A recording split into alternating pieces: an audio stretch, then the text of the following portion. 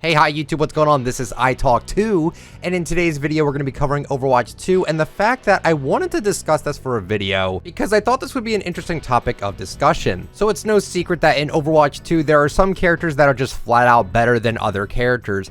Genji is insanely good in this game. Zarya, I thought she wasn't all that great. Turns out I was wrong, she's insane. Same with like Sigma, Orisa, Roadhog. There's a lot of good characters in Overwatch 2. I'm sure they're going to balance out these heroes one way or another sometime in the near future, so that's not really that big of a deal.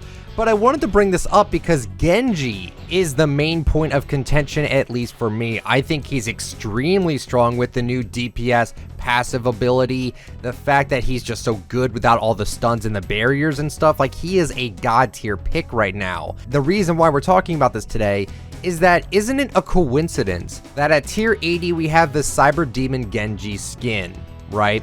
Now, that's not really a problem. Again, I think the skin is amazing, but I like to think that what if they were not to tweak him as much, because that would incite people to play the game more and to grind out the battle pass more. Because it would honestly make a ton of sense. Why would they make a mythic skin, a final skin in a battle pass, be someone bad, right? Like, why would they do that? Why would they put like a Bastion mythic at tier 80? Like, I think that would work. Every character does feel like they fit some sort of niche, but it's obvious Genji is insanely good right now. And I want to bet money on this, that Blizzard probably doesn't want to nerf Genji, because if they nerf him, no one's gonna want to get that Cyber Demon skin at the end of the battle pass. Now, I like to think that that's not necessarily true, because I mean, there's other things to grind out for in the battle pass. You have a really good Mercy skin. I think the Winston skin's pretty good. Kiriko's legendary looks great in this battle pass.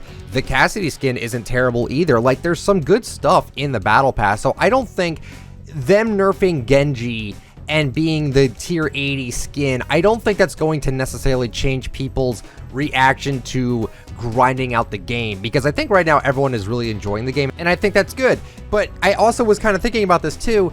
This is a free-to-play game now, right? And the main issue that they're probably going to have with that is that the only money that they make now, it was no longer loot boxes and just buying the game outright or gifting the game to a friend. It's now the item shop and the battle pass. That is the only way these devs make money now. I'm sure there's other ways too, but in this game, it's all the cosmetics and it's all the battle pass stuff. So you would think it'd be kind of a bad idea to nerf Genji when he is the final prize at the end of the battle pass. And I was just kind of thinking about it. Do you think that, like, in general, as the seasons progress, do you think they'll slightly buff characters that are the tier 80 skin moving forward? Do you think they'll nerf characters at a lower rate? I honestly think that that might actually be the case, even though I also think that maybe I'm overthinking it a bit.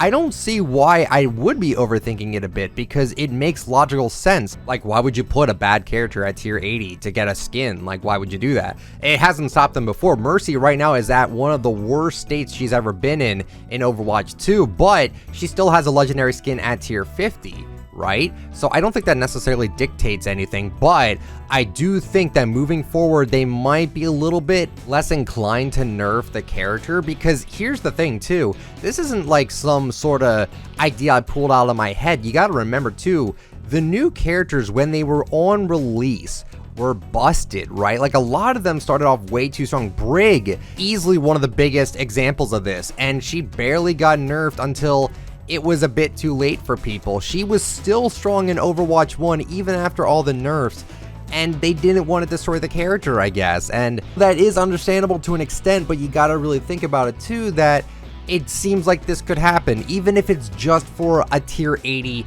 battle pass skin. It could just be like that too. They want people to grind out the battle pass. Obviously, player retention and people spending money on the game is very important to them. That's pretty much what's going to help them actually succeed as a video game. But you also got to remember that balance is also kind of a priority too. And like I said, Genji is running rampant right now, and I know they will tone him down a bit, but Genji has barely been meta before, mainly because of the barriers and the stuns that we had in Overwatch 1. But I'm just kind of curious into thinking, like, I don't know, will they actually consider nerfing characters regardless of their battle pass positions if they get cool skins in this October event that we're going to be getting shortly, right? Like, I don't know. What do you guys think about it? Do you think that they're actually going to not necessarily nerf the characters that are high priority in the battle pass, or new characters? I really would like to know, because I am kind of curious what the community thinks on this. I also wanted to quickly mention about the item shop, right? Because people are going to be buying skins in the item shop. How bad would it feel if you put out a skin for a character for 20 bucks? They buy it and then they nerf that character like the next week and they can't really play that character anymore.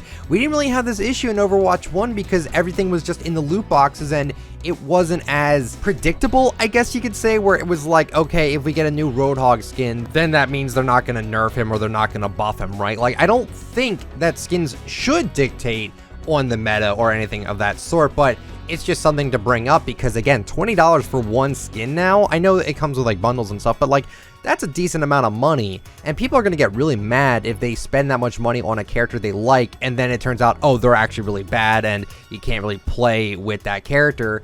Like, I don't know how they're going to handle that necessarily. I don't want every character to be perfect against every comp because that just doesn't make any sense for this game. There's gonna be counters, there's gonna be characters where you need to run a soldier against a Pharah. You can't run Junkrat into that, so I don't know how they're gonna plan on getting around that, but yeah, I could see people getting very frustrated with buying cosmetics or getting stuff in the battle pass and then, oh, it looks like the character is actually really bad and you're technically kind of sort of throwing if you actually use that character. And also, I feel like that characters and skins also kind of dictate the queues. I think the queues right now are all very even. Like, everyone wants to play tank, which is cool, but you always got DPS and you've got the highest amount of characters for that role, and everyone loves playing DPS, at least for the most part. And then for healers, you got Kiriko, right? So they actually have the queues out really balanced, and that's really good.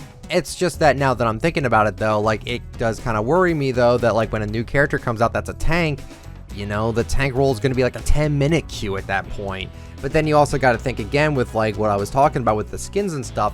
I do wonder, will this dictate how everything is going in terms of queues, playtime, metas, nerfs, buffs? I am curious to know on what they plan on doing with all of that and how to handle all of that. So guys, that's it for the video today. I hope you guys enjoyed it. If you did, let me know with a like and subscribe to the channel if you're brand new. Have a good one, everyone. See ya.